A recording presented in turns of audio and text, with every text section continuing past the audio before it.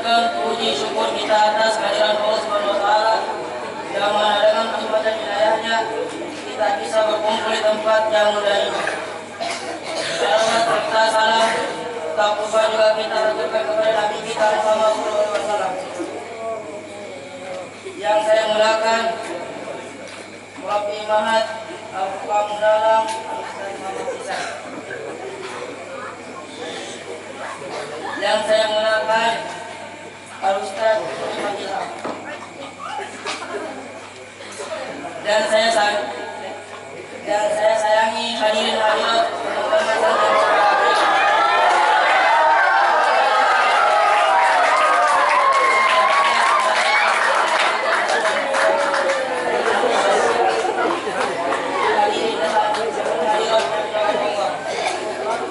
Pada kesempatan kali ini saya akan menyampaikan tema mensyukuri nikmat mendatangkan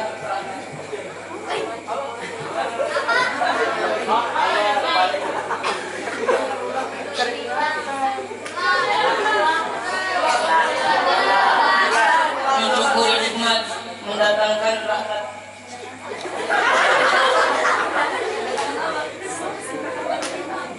Santri dan santriwati yang berbahagia,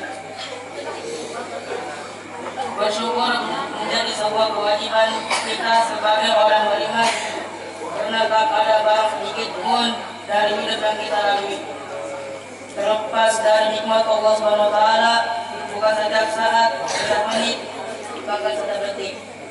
Kita selalu memanfaatkan dan menikmati fasilitas serta anugerah Subhanahu wa taala tanpa anugerah dan fasilitas dari Allah.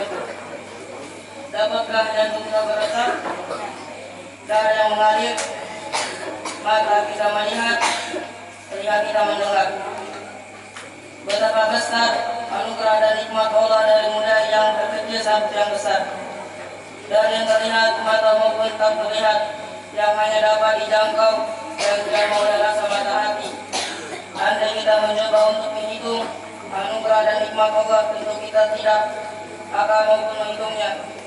Allah SWT berfirman, wa in ta'tu ni'matallah la tuhsuha innallaha ghafurur rahim. Dan jika kamu menghitung-hitung nikmat Allah, niscaya kamu dapat tidak menentukan jumlahnya. Surah An-Nahl ayat 18. Begitu besar dan banyaknya nikmat karunia Allah Subhanahu wa taala yang diberikan kepada kita, maka kita hanya dapat memuji, syukur, mensucikan dan mengagungkan atas kemahan itu menurut apa yang dikehendakinya serta beribadah kepadanya. Ungkapan rasa syukur menjadi begitu penting yang harus senantiasa ditumbuhkan dan jaga dalam diri. Sebab dengan bersyukur kita akan selalu ingat kepada yang memberi, serta untuk salah dalam menggunakan kenikmatan yang telah diberikan kepada kita. Dia menggunakan dan mengungsikan kenikmatan dengan yang dikehendaki Allah, agar ia ridha dan sampai nambah anugerah dan kenikmatan kepadanya. Allah Subhanahu wa taala menegaskan dalam firman-Nya, "Fa in syakartum la azidannakum wa la in takaffartum inna adzabi lasyadid." Sesungguhnya jika kamu bersyukur, pasti kami akan menambah nikmat kepadamu. Dan jika kamu menginginkan nikmatku, maka sesungguhnya azabku sangat pedih. Surah Al-Ibrahim ayat 7. Yang tersebut jelas menyatakan bahwa sesungguhnya Allah akan menambah kenikmatan kepada orang yang mau bersyukur. Nikmat Allah SWT yang telah dianugerahkan kepadanya secara benar, sungguh tak bermoral dan tak tahu diri. Orang yang tidak mau bersyukur kepada Allah SWT, apalagi sebagaimana telah kita ketahui bahwa sesungguhnya manfaat dari sikap bersyukur itu akan kembali kepada orang yang bersyukur itu sendiri, dan sedikit pun Tuhan tidak akan kembali keuntungan dan tidak pula mendapatkan kerugian dari sikap hambanya. Apakah dia bersyukur atau justru sebalikannya?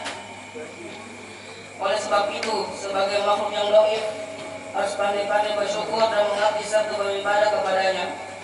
Allah SWT selalu memohon pertolongan kepadanya. Pengabdian dan penghambaan kita kepadanya harus dilaksanakan dengan ikhlas, hanya karena Allah SWT semata kita berfirman, "Wa ma umiru illa liya'budullaha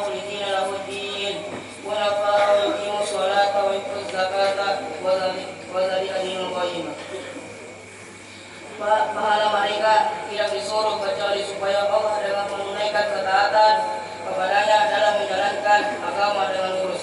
Surah Al-Bayyinah ayat 5. Mungkin ini saja yang dapat saya sampaikan. Mudah-mudahan kita hindarkan dari segala bentuk munafik, terlalu kalam, salah dan silap agar kiranya mendapatkan maupun dan kemaafan.